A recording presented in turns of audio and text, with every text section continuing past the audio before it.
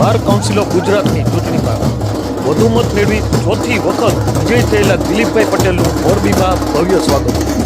મોરબી જિલ્લા વકીલ મંડળના પ્રમુખ દિલીપભાઈ અગેચણિયા, તેમની ટીમ તેમજ તમામ સમર્થક વકીલો દ્વારા ભાવભર્યું સ્વાગત કરવામાં આવ્યું. રિપોર્ટ મયુર બુદ્ધભટ્ટી, લોકજ્વાલા ન્યૂઝ, મોરબી.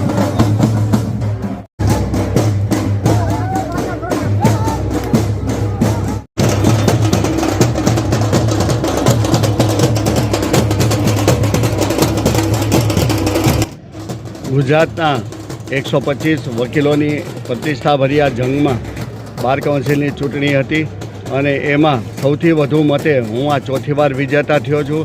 આજે મોરબી બાર એસોસિએશનના પ્રમુખ દિલીપભાઈ અગેચણિયા અને તેમના હોદ્દેદારો અને કારોબારી અને વકીલ ભાઈ બહેનોએ આજે ભવ્ય મારું સ્વાગત કર્યું. એ બદલ એ લોકોનો હું આભારી છું.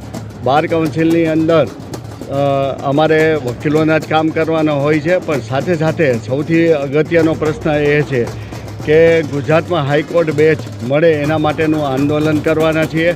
ગયા વર્ષે પણ અમે બાર એસોસિએશનમાં આખા સૌરાષ્ટ્ર કચ્છના બધા પ્રમુખ અને હોદ્દેદારોને બોલાવ્યા હતા અને ત્યારે થોડુંક અધૂરું રહ્યું હતું. એ આ વર્ષે અમારા સુમિતભાઈ વોરા પ્રમુખ છે, એના અધ્યક્ષ સ્થાને હાઈકોર્ટ બેન્ચ લડત અમે આપશું અને હાઈકોર્ટ બેન્ચ લઈને જ જંપીશું.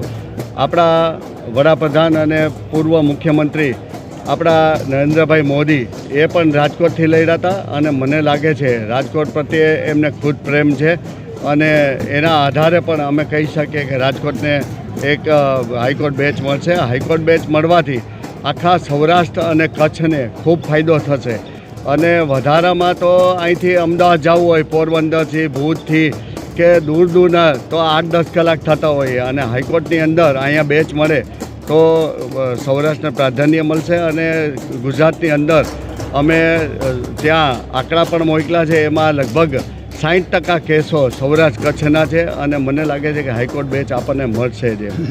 દિલીપભાઈ, ટોટલ કેટલા મત હોય છે અને તમે કેટલા મતથી વિજેતા થયા? સાહેબ, અમારે ટોટલ 1,25,000 વોટર છે. એમાંથી સૌથી વધુ મત એટલે અમારે માનો કે 1929 મત રાખ્યા હોય છે. એ જેને મળી જાય એને વિજેતા માનવામાં આવે છે. તો આ ત્રીજી વખત હું વિજેતા બન્યો છું સૌથી વધુ મતથી અને આમ ચોથી વખત વિજેતા બન્યો છું.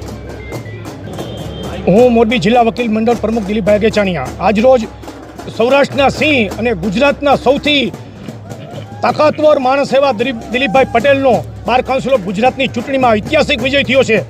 મોરબી જિલ્લા વકીલ મંડળ અને તમામ વકીલો એમનો દિલથી સ્વાગત કરેલ છે અને ભવ્ય આજરોજ રથયાત્રાનું આયોજન કરવામાં આવેલ છે અને દિલીપભાઈનું સ્વાગત કરવામાં આવેલ છે. દિલીપભાઈ અહીંયા આવ્યાથી એની તાકાતમાં ડબલ જુસ્સો પેદા થશે.